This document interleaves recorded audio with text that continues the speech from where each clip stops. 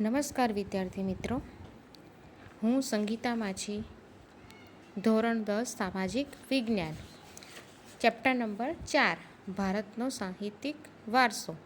આપણે આગળના વિડીયોમાં જ વાત કરી હતી કે ભારતના પ્રાચીન સાહિત્યના બે ભાગ છે, વૈદિક સાહિત્ય અને પ્રશિષ્ટ સાહિત્ય.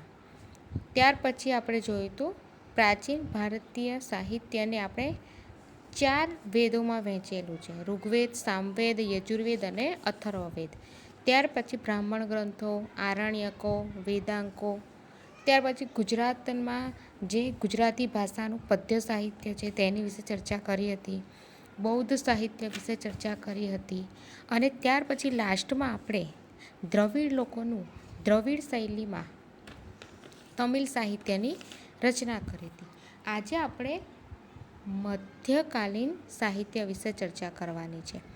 તો કે ઉત્તર ભારતમાં મધ્યયુગની શરૂઆતમાં, એટલે કે ઉત્તર ભારતની જ્યારે મધ્યયુગની શરૂઆત થઈ ત્યારે સંસ્કૃત સાહિત્યની ભાષા બની રહી હતી. કે મધ્યયુગની શરૂઆતમાં શેનું સાહિત્ય હતું? તો સંસ્કૃતનું હતું. તો કે કાશ્મીરમાં 2 મહાન ગ્રંથો લખાયા હતા તે સમયે મધ્યયુગ દરમિયાન. તો કે એમાં એક હતો સોમદેવનો કથા સરિત સાગર અને બીજો કલ્હણનો હતો રાજ તરંગિણી. એમાં જે રાજ તરંગિણી છે એમાં કાશ્મીરના ઇતિહાસને આલેખતો અત્યંત મહત્ત્વનો ગ્રંથ છે અને આપણા ભારતનો સર્વપ્રથમ ઐતિહાસિક ગ્રંથ પણ તેને માનવામાં આવે છે.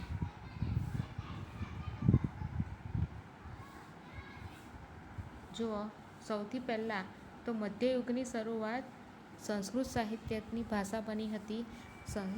કાશ્મીરમાં 2 ગ્રંથો લખાયા હતા, જેમાં સોમદેવનું કથા સરિત સાગર અને કલ્હણનું રાજ તરંગિણી. એમાં રાજ તરંગિણીમાં કાશ્મીરના ઇતિહાસને આલેખતો ગ્રંથ છે અને આપણા ભારતનો સર્વપ્રથમ ઐતિહાસિક ગ્રંથ માનવામાં આવે છે. ત્યાર પછી આપણે ચર્ચા કરીએ છીએ જયદેવ. જે જયદેવ હતા તેમનું ગીત ગોવિંદ, અને જેની ગણના સંસ્કૃતના સુંદરમાં સુંદર મહાકાવ્યોમાં તેની રચના કરવામાં આવે છે. આ સમયે અપભ્રંશ થયેલી. અપભ્રંશ એટલે શું? તો કે અલગ અલગ ભાષાઓનું મિક્સ થઈ જવું. આ જે અપભ્રંશ થયેલી ભાષાઓ હતી એ આધુનિક ભારતીય ભાષાઓનો વિકાસ શરૂ થયો. એમાં ચંદ બરદાઈનો પૃથ્વીરાજ રાસો, જે હિન્દી સાહિત્યનો પ્રથમ ગ્રંથ છે. જેમાં શું છે પૃથ્વીરાજ રાસોમાં? તો કે પૃથ્વીરાજ ચૌહાણના વીરતા, કારણ કે તે વખતના જે રાજાઓ હતા તેમની જે વીરતાઓ હતા, તેમને વીરતાથી કયા કયા કાર્યો કર્યા તેનું વર્ણન આની અંદર આપેલું છે. પણ આમાં કયા રાજા વિશે છે? પૃથ્વીરાજ ચૌહાણ. ત્યાર પછી હિન્દી સાહિત્યએ આપણા જગતમાં વીરગાથા યુગનો પ્રારંભ કર્યો. ત્યાર પછી સંસ્કૃત સાહિત્યમાં પણ મોટા પ્રમાણમાં રચના થઈ હતી, જેમાં શંકરાચાર્યનું ભાષ્ય મુખ્ય હતું સંસ્કૃતમાં. તે સમયમાં આપણે દ્રવિડ કુળ વિશે આપણે પહેલાં જ ચર્ચા કરી છે કે જે દ્રવિડો હતા જે દક્ષિણ ભારતમાં જઈને વસ્યા હતા અને ત્યાં જઈને તેમણે દ્રવિડ કુળની ભાષા કે તમિલ, કન્નડ, તેલુગુ, મલયાલમ એ ભાષામાં તેમને પોતાના સાહિત્યની શરૂઆત કરી હતી. એમાં થોડા જ સમયમાં શેમાં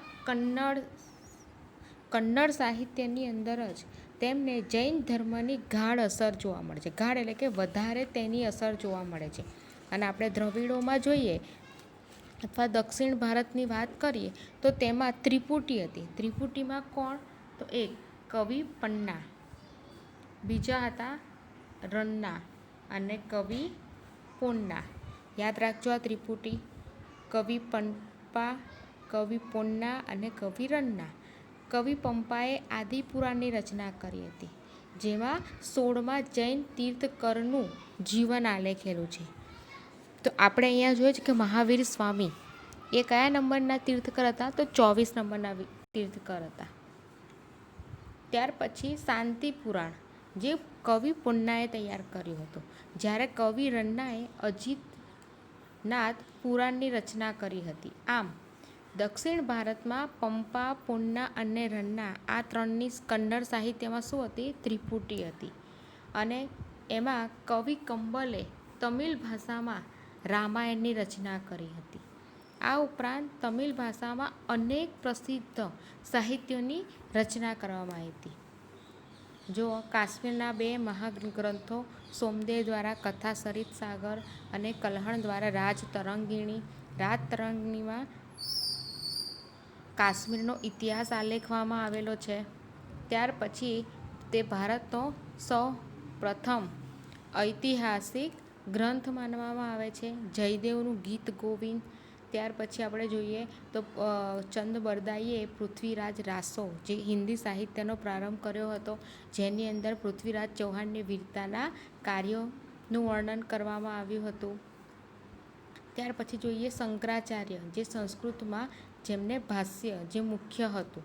ત્યાર પછી દક્ષિણ ભારતની વાત કરીએ દ્રવિડ કુળની જેમાં કન્નડ સાહિત્ય જેમાં જૈન ધર્મની અસર વધારે જોવા મળે, જેમાં ત્રિપુટી હતી, પંપા, પોન્ના અને રન્ના, જેમાં પંપાએ આદિપુરાણની રચના કરી હતી, જેમાં 16મા જૈન તીર્થકરનું જીવન આલેખવામાં આવ્યું હતું.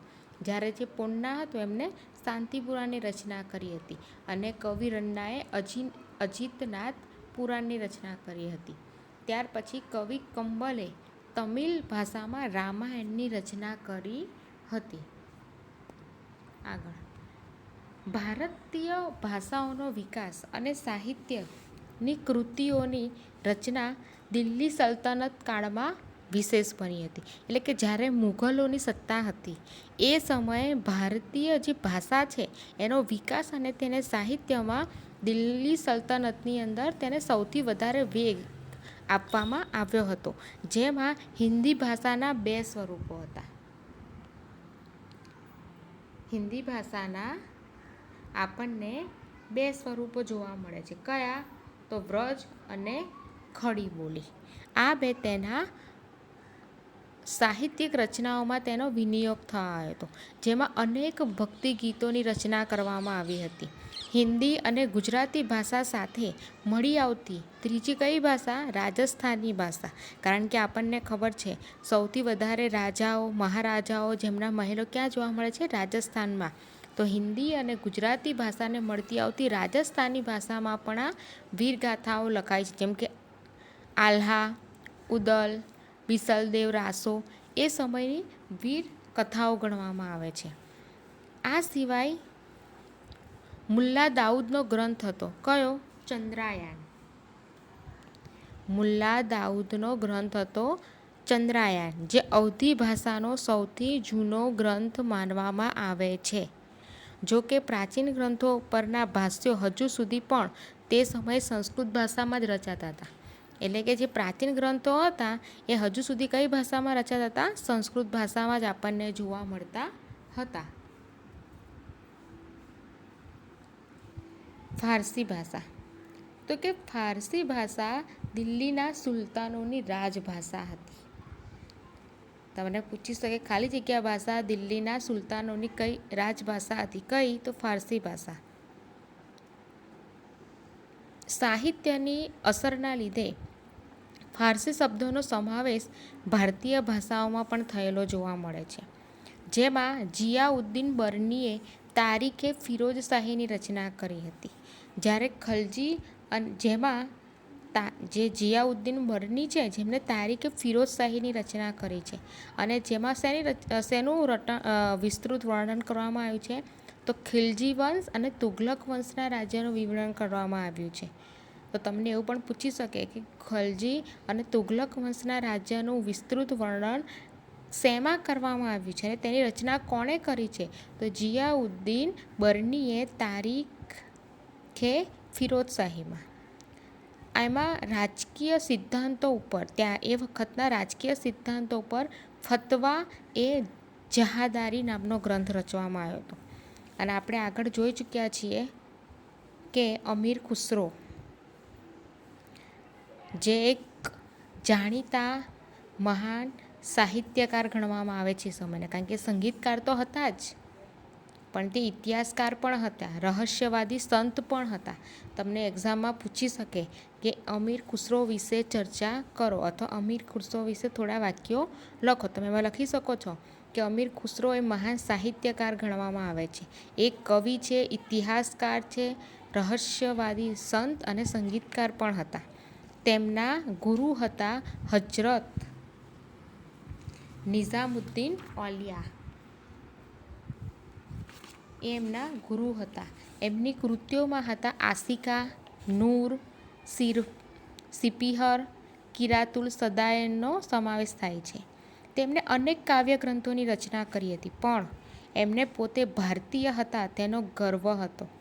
તે એવું માનતા હતા કે પૃથ્વી ઉપર જો કોઈ સ્વર્ગ હોય ને તો એ ખાલી ભારત જ છે. તેમના પુસ્તકોમાં પણ ભારતના વાતાવરણ, તેની સુંદરતા, તેની ઇમારતો અને જ્ઞાન વિજ્ઞાનના ઘણા બધા વખાણ કરેલા છે ભારતના. તેવું માનતા હતા કે હિન્દુ ધર્મનું અને ઇસ્લામ ધર્મનું સાર જે છે, જે તત્વ છે, એ મળતું આવે છે. માટે દિલ્હીની આજુબાજુ બોલવામાં જે આવતી ભાષા હતી એને હિન્દવી કહેતા હતા. તે પોતાની માતૃભાષા ગણાવે છે. આ ભાષામાં તેમણે અનેક કવિતાઓ રચી હતી.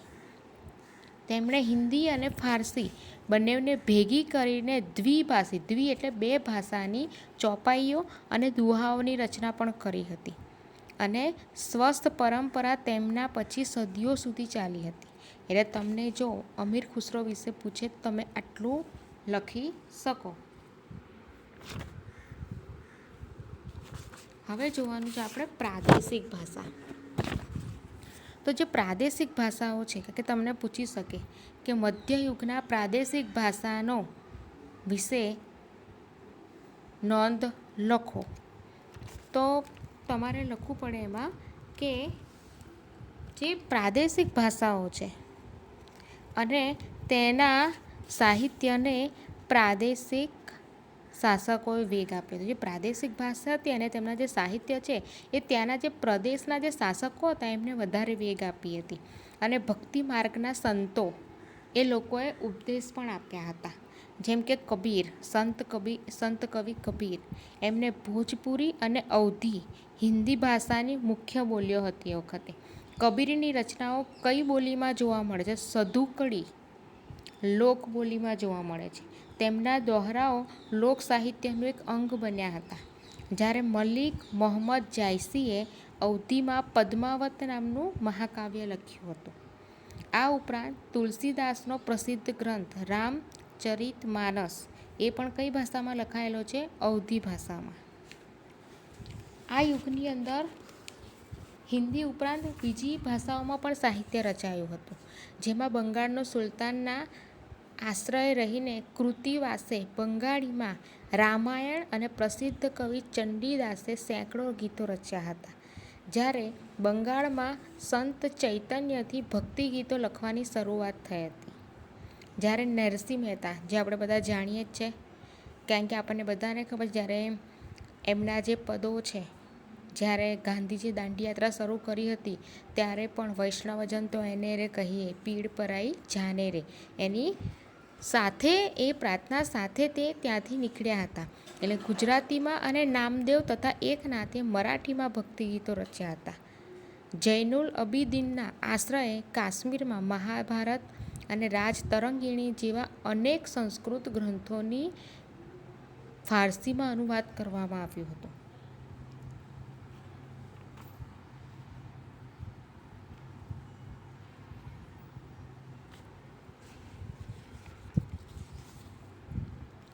હવે જોવાનું છે આપણે વિજયનગર. તો વિજયનગરના જે સમ્રાટો હતા એમના સંસ્કૃતનો વિકાસ ચાલુ થયો હતો તેમના શાસનકાળમાં. તેમાં તેલુગુ સાહિત્યનો પણ વધારે વિકાસ થયો હતો. એ સમયે વિજયનગરનો મહાન સમ્રાટ હતા કૃષ્ણદેવરાય, જેમને તેલુગુ અને સંસ્કૃતના લેખક હતા. એમને આ મુક્તમાલ્યદા ગ્રંથની રચના કરી હતી. તમને જ્યારે મધ્યયુગના પ્રાદેશિક ભાષા વિશે નોંધ લખવાનું કહે તો તમે આટલા તમારે લખવું પડે છે. આગળ મુગલ શાસન દરમિયાન બીજી વસ્તુ પણ હતી. શું? તો વાસ્તુકલા, જે આપણે વાસ્તુશાસ્ત્ર કહીએ છીએ તે, અને અન્ય કલાઓ સાથે સાહિત્યનો વિકાસ થયો હતો.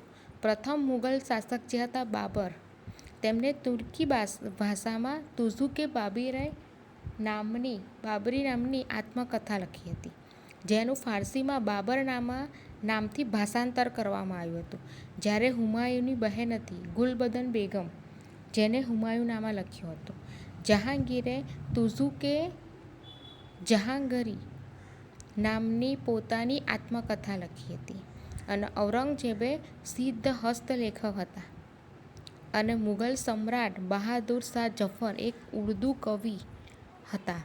તમને મધ્યયુગના મુઘલ સાહિત્ય વિશે પરિચય આપો તો તમારે એની અંદર આ વસ્તુ લખવી પડે છે કે બાબરે તુઝુકે બાબરીની આત્મકથા લખી હતી તુર્કી ભાષામાં, જેનું ફારસીમાં બાબરનામા નામથી ભાષાંતર થયું. હુમાયુની બહેન ગુલબદન કે જેમ એ બેગમે હુમાયુનામાની રચના કરી હતી. જહાંગીરે તુઝુકે જહાંગીરીની નામની પોતાની આત્મકથા લખી હતી. તેમાં ઔરંગઝેબે સિદ્ધ હસ્તલેખક હતા, જ્યારે બહાદુર શાહ જફર જે ઉર્દુ કવિ હતા.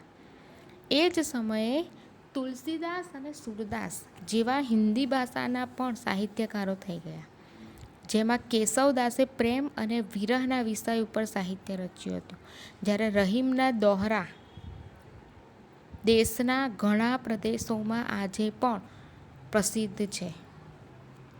એ સમયે આ ઉપરાંત ફારસી ભાષામાં પણ અનેક પુસ્તકો લખાયા હતા, જેમ કે અબુલ ફઝલે આઈને અકબરી અને અકબરનામા લખ્યું હતું. આઈને અકબરીમાં ભારતીય રીત રિવાજો, શિષ્ટાચારો, દર્શન, ધર્મ, આર્થિક સ્થિતિ, જીવનના લગભગ તમામ પાસાઓનું તેમાં વર્ણન કરવામાં આવ્યું છે. જ્યારે ઐતિહાસિક કૃતિ તરીકે ગ્રંથ ઘણો જ મૂલ્યવાન હતો. એટલે કે જે આઈને અકબરી જે અબુલ ફઝલે જેની રચના કરી છે ફારસી ભાષામાં, તો એની અંદર ભારતના રીતિ રિવાજો, ધર્મો, આર્થિક સ્થિતિ, જીવનના દરેક પાસાઓને તેની વર્ણન કરવામાં આવ્યું છે. અબુલ ફઝલનો એક ભાઈ હતો જેનું નામ હતું ફૈઝી. તેને ફારસી ભાષાનો એક મહાન કવિ હતો. તેને સંસ્કૃત ગ્રંથો જે હતા તેનું ફારસી ભાષામાં અનુવાદ કર્યું હતું. અકબરે તો મહાભારત, રામાયણ, અથર્વવેદ, શ્રીમદ ભગવદ્ ગીતા અને પંચતંત્ર આ બધાનું અનુવાદ કરવા એક અલગ ખાતાની રચના કરી હતી. અને એ આ માટે કહેવાય છે કે અકબરના સમયમાં ઇતિહાસના ઘણા બધા ગ્રંથો લખાયા હતા. મધ્યયુગની સૌથી મહત્ત્વની ઘટના ઉર્દુ ભાષાના જન્મની હતી, કારણ કે નવી ભાષા સાહિત્યની દ્રષ્ટિએ સૌથી સમૃદ્ધ અને આધુનિક ભાષાઓની હરોળમાં આવી ગઈ હતી. આ ભાષામાં વલી, મીરદર્દ, મીર તકી મીર, નઝીર અકબરાબાદી, અસદુલ્લા ખાન ગાલિબ આવા કવિઓ થઈ ગયા આ ઉર્દુ ભાષાની અંદર.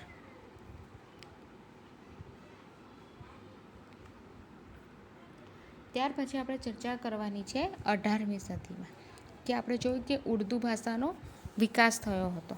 તો ઉર્દુ ગદ્યનો વિકાસ થયો હતો 18મી ભાષામાં. ગદ્ય એટલે પાઠ.